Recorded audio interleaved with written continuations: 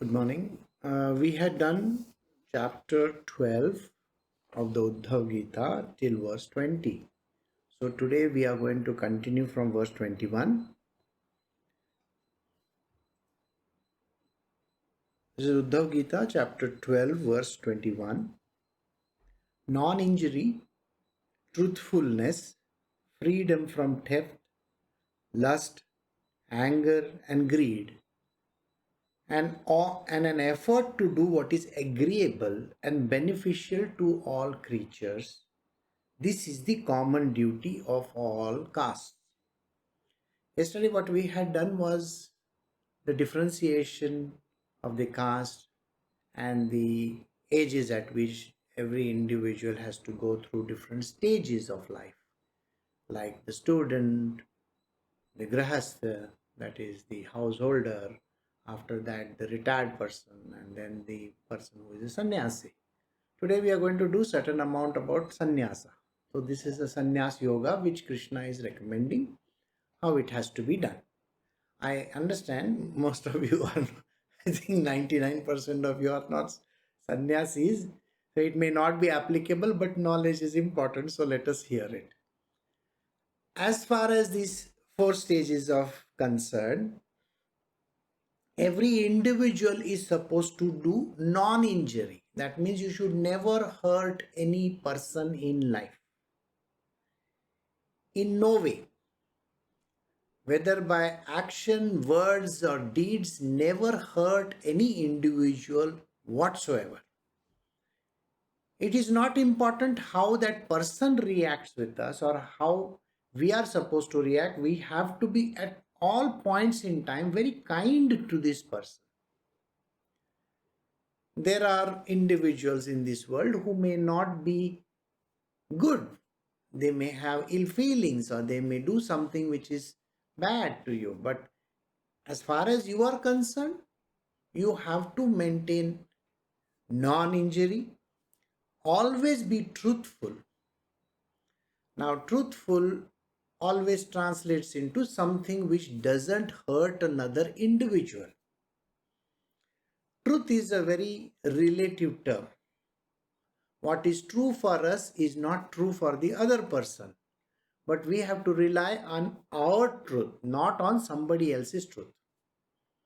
If you know that you have not taken the money, if you know that you have not said anything wrong, then you just have to say, yes, I said these things. Truth is important. And what is it that you have to say? Please understand there are versions of truth. There are many versions of truth. The same thing can be seen by 10 different people as 10 different forms of truth. Understand this. There is an example which is given by Ramakrishna Paramahansa. He says that there is a person who is going from the jungle. He sees a yellow color creature. Another person passing from there sees a green color creature. Then another person sees red color. Then some other. So they all ask the person who was sitting under the tree, what is the actual color of that animal that was there, the small creature that was there? So he says it has got various colors. So what you saw at that point in time was that color. They call it the chameleon, the creature that is there, it can change its colors. So whose truth was right? Everybody's. So, but truthfulness means never hurt another person. Sometimes you may have to keep your mouth shut. You don't have to look at that person and call him an idiot when you know he's an idiot. Some people act foolishly. You don't have to say you are a foolish person. No. You don't have to tell that truth.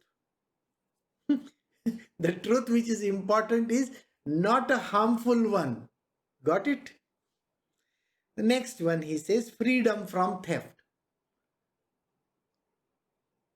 Never rob anyone. You may say, I have never robbed anyone. How do you know that? The property you might be staying on may belong to someone else. and that someone else, you may not even realize it. Maybe your forefathers had grabbed land. How do you know? So you don't have to bother so much about it. And that is the reason why it is not important to rob anybody from whatever that they have.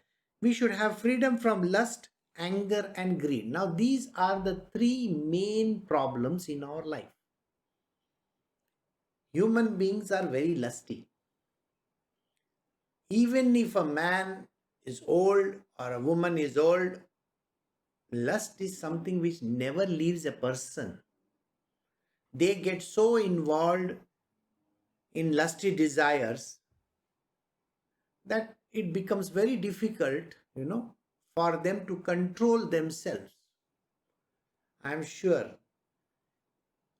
that desire can be controlled. That particular desire has been given only for the creation of the next generation, not because you have to use it for the pleasure all life long. No. You see, God gives different kinds of, you know, tools to us to enjoy for a certain amount of time. He may give us hearing, proper hearing for a certain amount of time.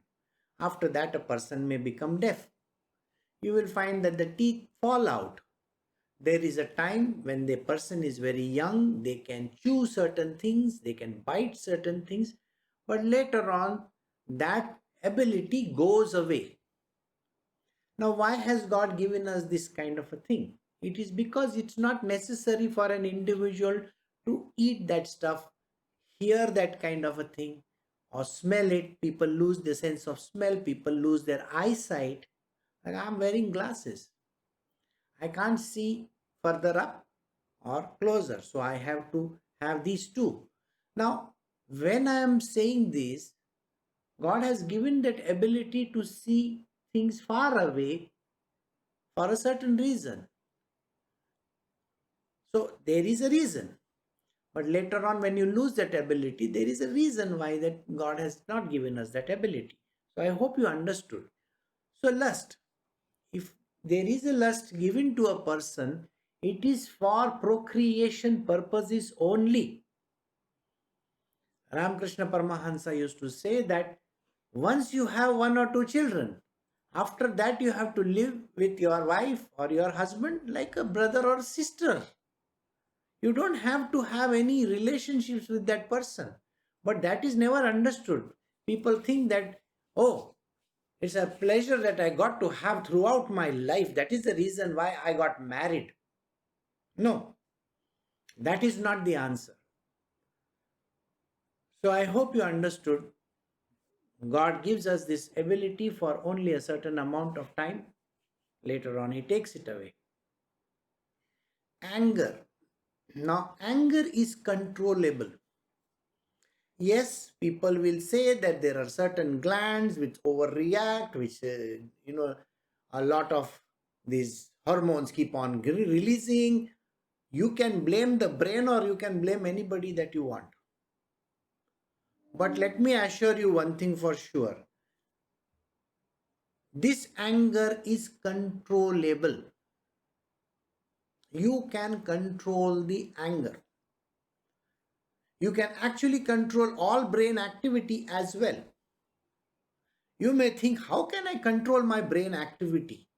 I myself are at the mercy of my mind, you see. I cannot control anything. But no, I'm sorry. You can control every part of your brain if you wish to. You can have specific things which you can do with your brain. You can train your brain in a particular manner. Have you not heard of the placebo effects? When a certain medicine is given or a non-medicine is given, and if he is told that we are giving you certain medicine, the person believes, oh my God, I have been given that medicine, and immediately the person gets cured. Whereas they have just given nothing, maybe a vitamin tablet or maybe even, saline water. That's it. It doesn't make any difference. But the brain thinks, okay, I am getting cured, and the brain cures you. So these are very important things that you need to remember. So anger is controllable. You don't have to get angry at all. You can definitely be at peace at all points in time. The control of mind happens first when you can control your lust, greed, and anger. So we come to the third one, which is called greed. You have seen the effect of greed on everybody. Those who are greedy lose everything in their life, absolutely everything. Those who have become so greedy that I want bigger and bigger salaries, I want bigger and bigger houses, and I want larger and larger properties. People who feel that, I need to own this and I need to own that. You see, the properties are not yours for taking. You can be an owner only for a certain amount of time. There are very beautiful places in Mumbai and Hollywood and various other places. We have heard stories where an entire building has been bought by some person, some big superstar. And then the superstar becomes a poor man. And then what happens to the property? Some Tom, Dick, Harry, John comes and takes it. We are just hearing a case of a chief minister of a state who died. And there was a very big dispute going on with the property. Finally, the court has ruled that over 600 crores worth of property has to be divided between the nephew and the niece. But there were so many people who were vying for it. So do you understand, even if you are greedy, even if you think you can make money and you can keep it in the banks, how many cases have you heard in the last so many years where people have literally, been dragged back, put in jail because of that, the greed. People were so greedy that they kept on investing and investing and investing and investing. Today in the morning, I was reading about a person who has become so world famous because of the recipes that they are posting online, that now they are thinking of starting a chain restaurant. Well, your job is to post recipes. So post them. No, but we need various streams of money coming in from everywhere. So we are going to make pickles and this and that and so many other things. All right? So then what happens? Your mouth starts widening quite a lot. And then a day comes in your life when somebody comes and gives you one small box on your face, and your mouth will then shut down. This is how this universe is. There are companies which thought no end of themselves. We are becoming bigger and bigger and bigger and bigger. Just a small 2-month problem. Now it will be running in the 3-month problem called coronavirus. Shut down massive industries, massive departmental stores, huge malls. Everything has come to a standstill. Restaurant chains which they never could think end of themselves. They thought that they are invincible. What happened to their invincibility?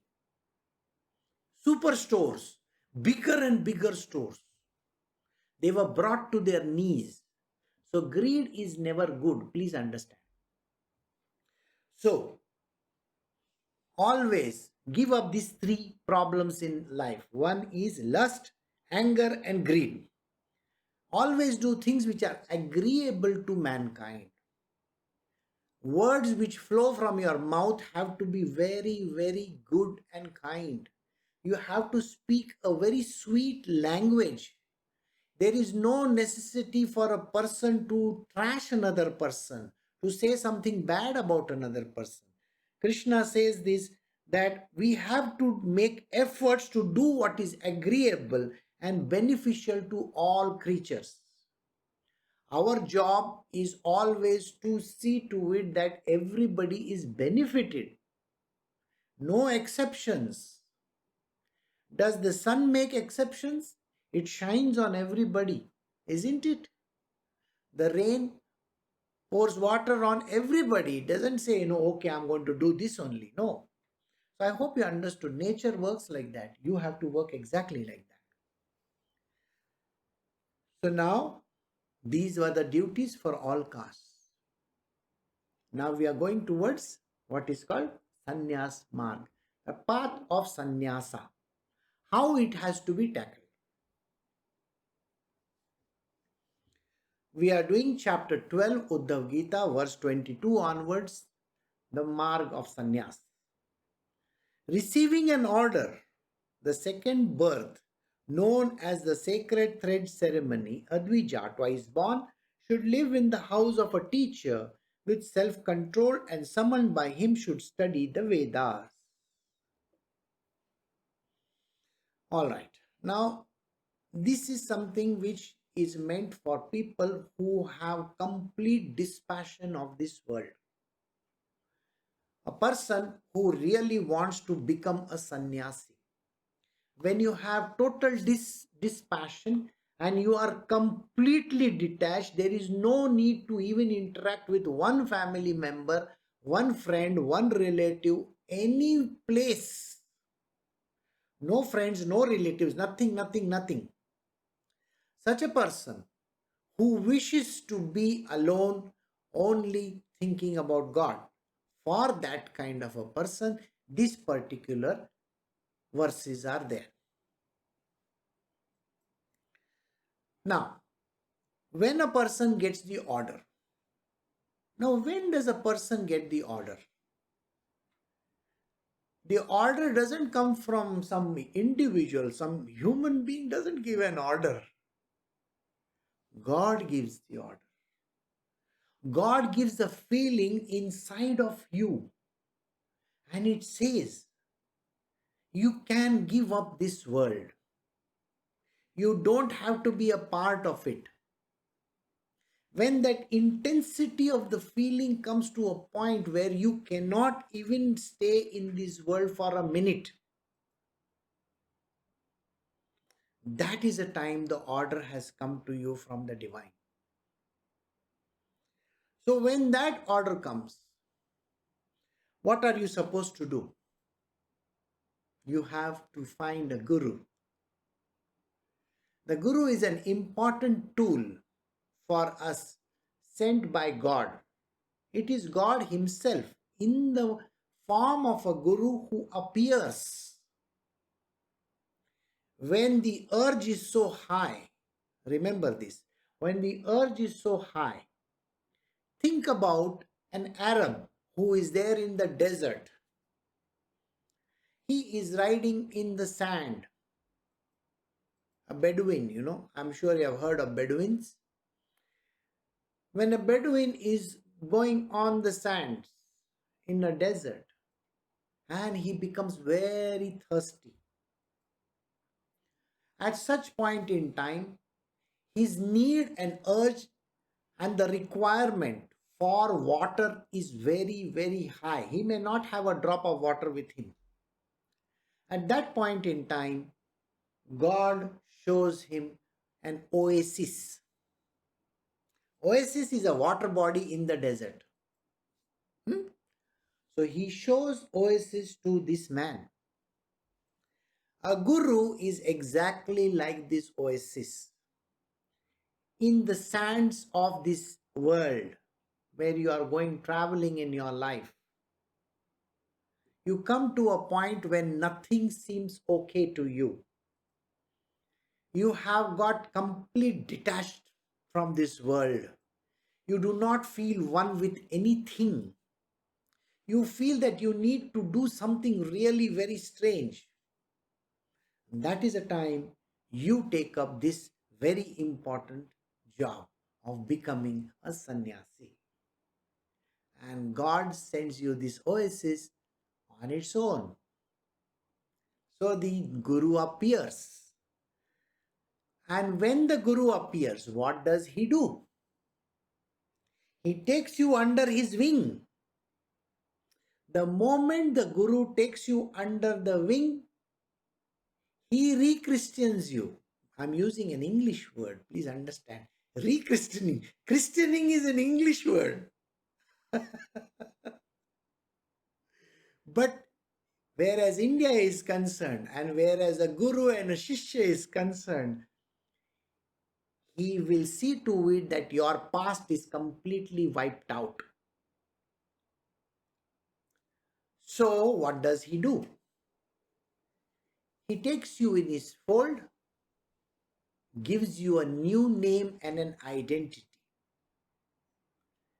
When he gives you the new name and identity, that is the time you are called twice born. In our normal world, it is said that when people have the thread ceremony, they are supposed to go from normal life to this mature life. I am not talking of that.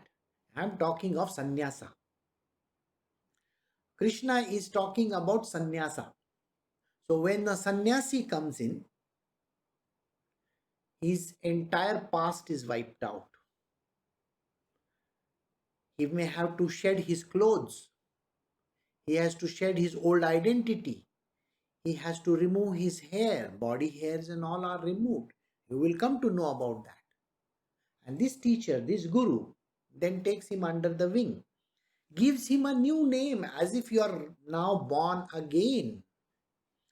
And he is supposed to live in the house of that teacher.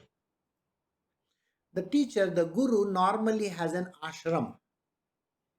Ashram is a place where you take refuge. It's called an ashraya, taking refuge. An ashram is normally in a jungle or in a very traditional place. In a city, there can be no ashrams. This is a place for material worldly people. So even in my case, I have been living only in cities. I don't have an ashram per se. So we have to treat it like that. So that is the only reason why we call it like that.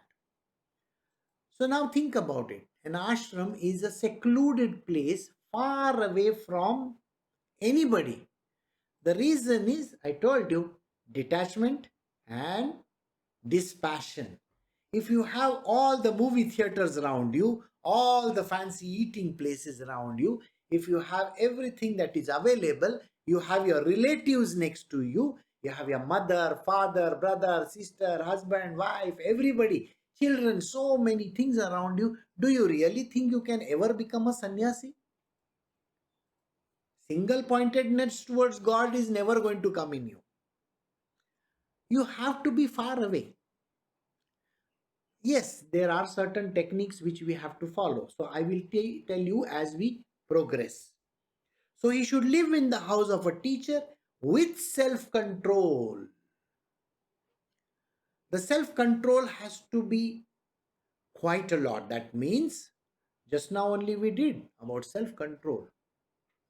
Lust, greed, anger, all these things have to be finished back there in the city with your parents or husband, wife, whatever. You cannot carry them with you in this new life as a twice born. Initiation happens. Initiation happens where a new name is given. Maybe a Khan mantra is given to you.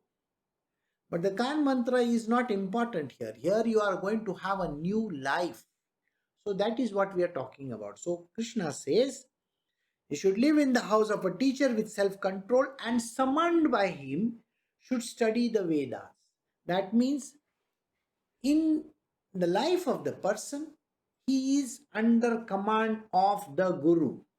If the Guru says sit down, you have to sit down. If the Guru says stand up, you have to stand up. What it simply translates into is till you do not surrender to the Guru, nothing happens. No changes will happen in a person. They are still their old self. if you have an iota of anger coming in, if you have little lust remaining in you, if you have even a little greed in you for anything, then you are not suitable for being a twice born at all. Twice born is a very serious business. Please let me tell you. In spiritual world, to be a twice born is the highest thing that a person can achieve. All right. So we will move to the next verse. Remember, these verses have been written many, many years ago. There are certain modifications that have happened. So I am going to tell you what those modifications are. Because in today's day and age, it is important to learn how we can adapt for current state of being. That means in today's day and age, there are certain things which you cannot do, like killing of animals and taking their skins. That is not an allowed. That is not allowed anymore. There are no deers to be killed, no elephants to be slaughtered. Don't you dare do that. Never do that. Okay? So we are going to read what happened in the past. But I will adapt you to the current age. So we are doing chapter 12 from the Uddhav Gita. This is verse 23. He should wear a girdle, deer skin, rosary of Rudraksha beads, and the holy thread, and carry a staff, a water pot, and some kusha grass. He should wear matted locks, must not wash his teeth and clothes, and never use a painted seat. Corrections over here. You have to brush your teeth. Don't say it was written, so I am not going to brush my teeth. Yes, if you want to become a tiger or an elephant or a lion, then you don't brush your teeth. I don't know anybody who would like to brush the teeth of the tiger. Okay, so understand. This is not what you got to do. You got to brush your teeth. So in the jungles, what is available? You may not have fancy brush over there. You may not have a fancy toothpaste over there. What are you supposed to use? You see, there is a neem plant. Neem plant is there. When you use the small branch of a neem plant, take a small twig, a twig, chew it. Okay? And then with that, you can brush your teeth. That's a very healthy way. Those who can brush with the neem, they will definitely have good strong teeth even at the end of their life. In a city, you don't find neem trees also. So what do you do? So yes, in my case, I use neem toothpaste. I have no choice. I can't be having neem, So yes, of course. Now I can't have matted locks. Matted locks are not required at the moment. After this, Buddhism came into the picture. When Buddhists become, sannyasis in their world, when they join the monasteries and all, they shave their head completely. The reason why you're supposed to shave your head and not bother having any, hair on your body is simply for one reason, that you don't have to care to comb your head properly. You don't have to put some oil or some kind of a thing inside your hair. If you have long flowing beard also, it happens. You want to keep on doing like this, or maybe you want to do this to your hair. So those things which are basically connected to the material world have to go away. So when they shave their head completely, you are not bothered about it because naturally you have become bald, no hair. So that is the way you have to do. Now let us start from the beginning. You have to wear a girdle. Now in today's day and age, there are no girdles available. Okay. So yeah. Girdle basically translates in this as a langot. A langot is a undergarment. Okay. And it used to be, I think, more than 6, 7, 8 feet long. So anyway, that is not available currently, so you can wear simple undergarments. All right. Deer skin. Don't please sit on any deer skin. You're not supposed to. You can sit on a simple wooden platform, or you can sit on something which is slightly high above the ground. Okay? It is only for safety purposes. Rosary of Rudraksha beads. If you have Rudraksha beads, nothing like it. If you don't have, you can use Tulsi beads. You know the Tulsi? Hmm? Tulsi beads, how you have to create the Tulsi beads is a very, very simple phenomena. I will tell you. When there is an old plant of Tulsi, what you do is you cut off the stems. All right? Cut off the stems in this much small bits. Small bits. And the stem has to be thick and old. If it is thin, it is going to wither. So thick old stems you cut off and you make small beads out of it. You can make beads out of this. After drying them thoroughly. Dry the stems thoroughly, cut small pieces, make beads out of it, drill a hole in it, make a small hole in it, okay, and tie 108 of them.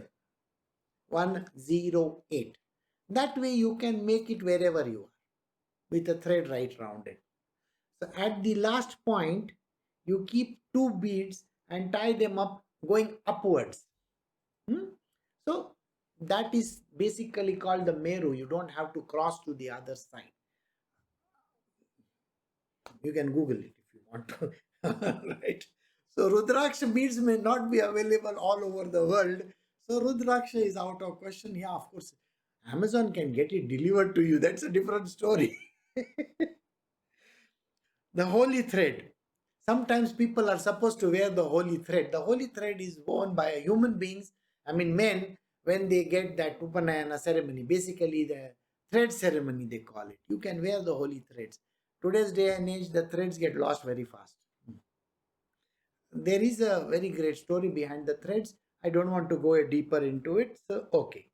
Carry a pot, a water pot and a staff. Why is a staff required? In olden times, a staff was required because people, when they traverse through the jungles, they just used to tap. When I used to go to the jungles when I was a kid, I used to roam around in the jungles. And what I would do is I would carry a stick with me. By the way, that stick had double use. It was a concealed weapon. There was a sword inside it. You don't have to have a sword inside it. So you carry that stick and just tap it. Yeah, when you tap it on the ground, whatever creatures that are passing in front of you, they run away. They are scared of you. Please remember this. No snake, no animal will come near you. Just tap it and make a little sound like that, on the ground. Tap it. They will all run away. The stick is meant for just letting the animals know I am coming through this path. Sometimes, as the person becomes old, then the stick is important for walking purposes. You see, normally you can't see. The old people, they have a difficulty of seeing and adjusting to the environment around them. So they carry a stick. Till last year, I could walk just like that, but this year I have to carry a stick with me because I can't see if I am stepping down. So there is a difficulty which I face, and that is the reason why you carry a stick with you. Like that, carry a stick. In some places in India, they have Dandi Swami. Initiation happens and a stick, a rod is given to them, and these are called Dandi Swamis. That is a different kind of a person. Now they carry water pot also. Earlier water pots were made of gourds, Goure, gourd, a vegetable, a dried gourd. But nowadays you can carry metal pots, so it's not a problem. And some kusa grass. Kusa grass may not be available so much, but you need a small seat. Nowadays you can use a small seat made of jute or maybe cotton or something like that. He should wear matted locks. I just now told you there is no need of matted locks. You can just shave your head, that's it. So these are certain things. And the person is not supposed to sit on a painted seat. Painted seat will have a little bit of, likes and dislikes for the person, isn't it? That is the reason why it is said that you don't need those kind of seats. Right. So we have finished that particular verse. So we will move to the next one. This is chapter 12, verse 24 from the Uddhav Gita. This is a verse which you should listen to carefully. He should observe silence while bathing, eating, offering oblations to fire, repeating the mantra, and answering the call of nature. He must not pare his nails nor cut his hair in any part of the body. Now, what is mentioned over here? Think what is being said. Observing silence is very, very important. When you stay in an ashram atmosphere has to be peaceful and quiet. Not much noise should be around. There should be a lot of peace around. Silence is extremely important. You don't have to actually talk.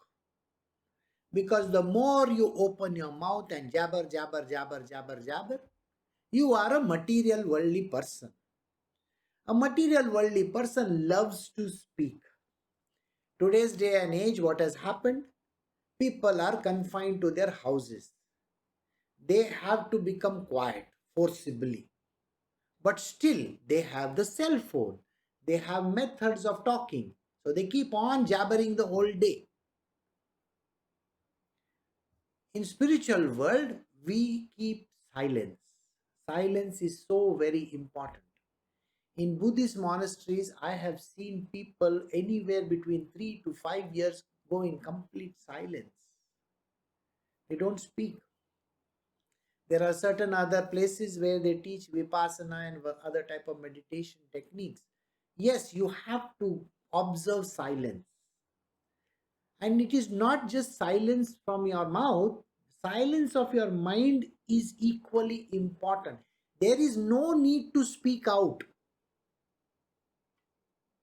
So observing silence while bathing. You see, while bathing, most of the people are thinking of singing songs. I'm sure, they call that person a bathroom singer. I'm sure you have heard of bathroom singers. Shut your mouth. Don't sing. Especially if you're going to have bath outside, no? In the open, I'm sure you don't want to sing. You want to finish your bath fast and run away from there. But nowadays, nobody has bath outside. They have it in a closed place, which is, yes, keep your mouth shut. Keep your mind controlled. Don't have to talk. Don't have to open your mouth at all. No word should come out of it. So have peaceful bath. Then eating. When a person is eating, go jabber, jabber, jabber again. The mouth is running twice the speed. One is eating and the second one is talking. There's no need. You don't have to do any of those things.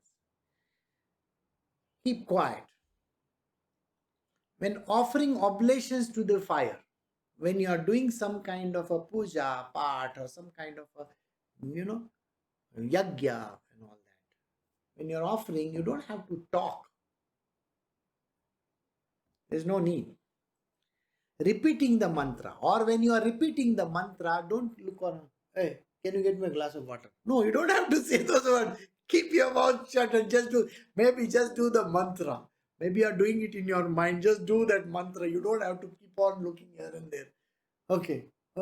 Straighten that thing out. Okay, do this, do that. No, no. Mantra is a mantra. Your mind has to be on God alone. That's it. Answering the call of nature. Nowadays, answering the call of nature is a very important act for people to read their Facebook, Instagram, Twitter, and all those feeds. You see, people carry their phone in the toilet and then they want to keep on reading all the things and they post in the toilet. It's not needed. There should be silence over there also. He must not pare his nails. Now, it is important to pare your nails. Nails are carriers of dirt, so just pare it. Yeah. Carry a small nail cutter with you. Nor cut hair in any part of the body. Well, it depends on you. So these are certain things which a person is supposed to do. Most important word over here is silence. So observe silence. Right. We move to verse 25. This is chapter 12, Uddhav Gita, verse 25. He should observe strict brahmacharya, that is continence, and never make any conscious lapse. If he accidentally is impure, he should have a plunge bath in water and after making pranayama, repeat the Gayatri. Now, this is an important thing which is to be done.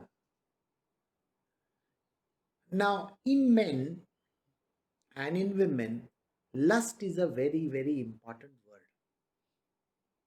Now, when a person becomes lusty, what does he do? If he is alone, people indulge in various kinds of activities which are not to be done. There is a reason why this is important. What is the importance of this? Every ejaculation or every throwing out of a certain part, from the body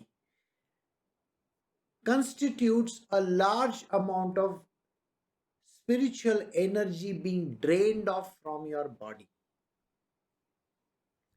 In a specific Tantra Yoga, people use this urja, energy, which is there in the male and the female, for the purpose of reaching what is called as realization. And every time when you throw this thing out of your body, you are actually throwing out a lot of spiritual stuff from your being. Please understand one thing, this is a very important thing in the world. But nobody is going to give you detailed explanation of this unless and until you are actually studying the subject, or if you are into that particular method. Understand this. Activities like masturbation and all have to be avoided. So continence is extremely important. Going on the path of spiritual, nothing should divert your mind. No activity whatsoever. People in the material world, when they join ashrams in this material world, here, they are basically doing it so that they can meet people from opposite sexes and they can exchange their numbers and all that. That is not a good thing. Buddha himself declined this in the beginning. He said that no women will be allowed in my Sangha. But when his mother joined, he had to create a separate cell for the women. This is the reason why when a lot of your energy goes out this way because of incontinence, it goes out. Even in dreams, it is not healthy. Science will tell you otherwise. We are not discussing science, we are talking spiritual language over here. It is not a good thing. A person should observe strict brahmacharya, not even thinking of the opposite sex in any which way. No way. Not even one lusty thought. And should never make any conscious lapses, not even a fault, consciously or subconsciously. No fault. There should be no throwing off of any things from your body. Understand this. No need. Even if he is accidentally impure, that means what we call as, nightfall. Sometimes it happens because it operates at a subconscious level. You should have a bath in water. Now, who is giving this knowledge? Krishna is giving this knowledge to Uddhava. He is saying what a true sannyasi should be like. He is not talking about people who are fake. So here in this world, if you are on the path of sannyasa, please understand this is an extremely important thing to do. Right. You have to take water, take a bath, cold water bath, and then practice pranayama. Pranayama is to be done because the prana is the purification. It is a purificatory ceremony that you got to do, purificatory rites you have got to do. And repeat the Gayatri mantra. The Gayatri mantra, I'm sure most of you know about it, has to be repeated. You have to do it in the 108 pattern, right? We move to verse 26, chapter 12, Uddhav Gita, verse 26. Of mornings and evenings, after attending to cleanliness, he should silently repeat his mantra with a concentrated mind and offer his worship to the fire, the sun, the teacher, cows, brahmanas, superior, old people, and the gods. This is an order in which you got to offer. So when you are doing the mantra jap has to be done many times in a day. So mornings and evenings, at the time of twilight, early morning before the sunrise, and after the sunset. This is the time. When you do the mantra jap, first you have to repeat the mantra with a concentrated mind. That means you got to be completely in sync with the divine only. One pointedness with God.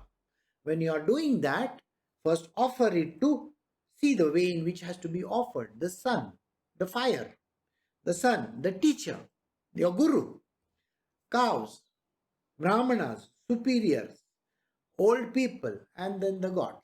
So this is the sequence in which you offer these mantras to them. Right.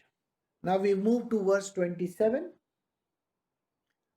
from 12th chapter of the Uddhav Gita.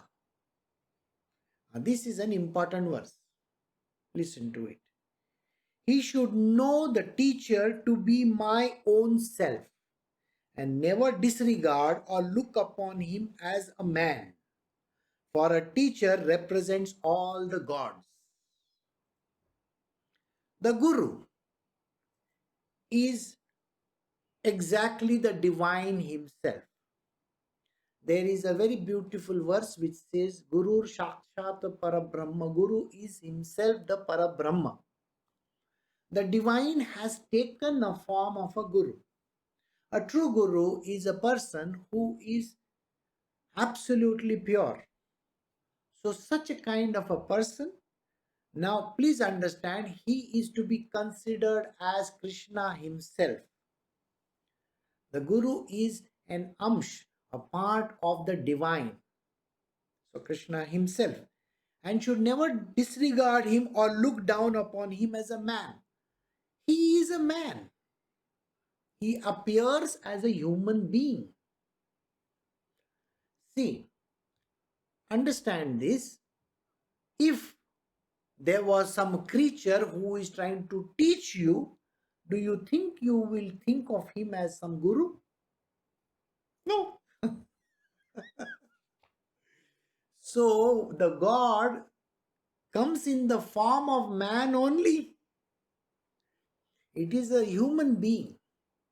The human being will teach you. Now there is a very strange way of people's thinking. Now let us say in the past there were great gurus from the past. Now these gurus used to dress very peculiarly. Their body appeared in a particular manner. They may have flowing beards, maybe long hairs, and wearing orange color clothes or some kind of, sometimes they never wore any clothes. Earlier, this was like that. The gurus were like that. The guru is a human being. Don't think that that guru will going to look like somebody else. No. If you have a guru, this guru has a unique appearance. And that is the appearance you are supposed to be bothered about. It is not some other appearance. Many a times people start having these great ideas that Sai Baba, one of the saints, will appear today. Jesus Christ will appear today. Okay? So is he going to appear in his old form of his? Please remember the form which was drawn by some people like Leonardo da Vinci or all these. These are imaginary forms of Jesus. Likewise, you might have seen a picture of Sai Baba. Sai Baba is not going to appear if he is again becoming a guru once again. He is not going to appear in that form. And somebody who says that I have taken the form of Baba or something like that, please don't do that.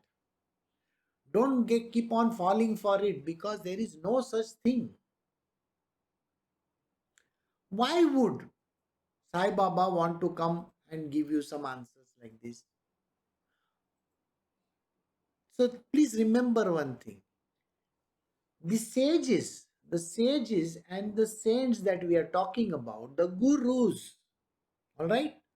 The gurus, they come from a lineage of gurus. They have their own domain space in the heavens. They have their own domain space. They come as a part of the knowledge which you are supposed to get. So they are knowledge incarnate. Don't go by their appearances. And please remember one thing. If Narada has taken multiple forms, he might have taken multiple forms, but in every form of his, he was different. We just attribute it to him. That's it. But the divine taking a form is a different story. When Krishna himself takes a form, that is a different story altogether. So remember this, then when a guru is there in front of you, he has a particular human form only. So don't think of him as an ordinary mortal. It is the Lord himself who has come in that form. So the teacher is my own self, Krishna says this, and never disregard or look down upon him as a man. Never do that. For the teacher represents all the gods. He is the epitome of all the gods put together. Gods means all these deities that are there. So all these deities that are there, he is one representing all of them. So now we will go to the next one. I think we have time for one more. So this is chapter 12, verse 28 of the Uddhav Gita. In the morning and evening, he should bring doles of food or whatever else he may have received to his teacher and eat what he orders him to with moderation. Now a sannyasi's life is like this. He goes out to beg food. When he goes out to beg food, whatever he gets, he offers it to the teacher.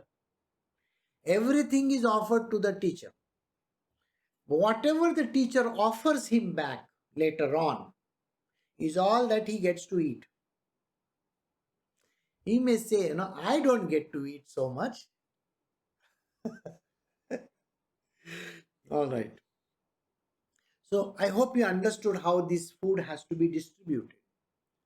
In modern ashrams nowadays, the food is created in the public canteen. There's a big canteen of theirs where they create it. Okay. Now, same food is offered to the guru. The guru blesses the food, and then everybody in the ashram eats it. This is the way how it is to be done. Sometimes the food is in lesser quantity. It does not really matter. What comes your way, you have to eat it. In this, I have to give you one understanding. If there is a specific time when you are supposed to eat, when the food has to be offered to the Lord, Whether it is morning, afternoon, evening, night, whenever the food is offered, it has to be at a specific hour only. You cannot exceed that time limits. Food offering is an important part of the day. It's an offering. So in the offering, you have to do it in a particular manner. In my place over here, in this ashram over here, we have specific timings in the morning. So morning time for breakfast is around 6:40 to 7:15. That is a timing that has to be observed. Lunch time will be 12:30 to 1:15. And evening time, though I don't have dinner, but people can have dinner at 8 o'clock or so. So evening beverage time is around 4:30 to 5:30. Any time when that during that period can be taken. So this is all that is required. So specific timings have to be maintained. Specific simple food has to be served. This is the way in which an ashram is supposed to be. So I have given you an understanding of a modern methodology and the ancient one we have just read out. There is no need of begging today. Many a times in olden times people had to beg.